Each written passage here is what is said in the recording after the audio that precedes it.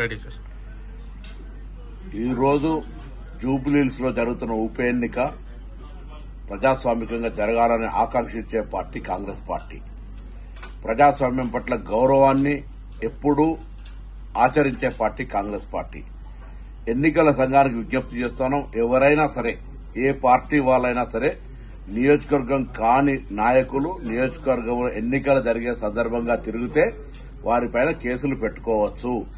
కానీ టీఆర్ఎస్ అభ్యర్థి ఓడిపోతుందని గత 2-3 రోజుల నుంచి అసహనంతో ఏది పడితే అది మాట్లాడుతూ ఉన్నారు.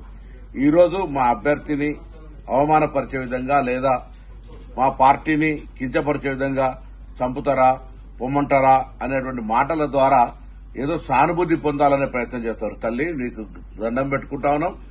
ఎన్నికల పోటీలో మీరు పోటీ చేసినారు.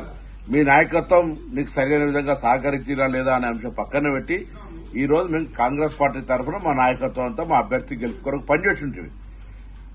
ప్రచారం ముగిసిన 5 గంటల తర్వాత ఎవరు కూడా ఎక్కడ మేము నియోజకవర్గంలో కనబడతలేం.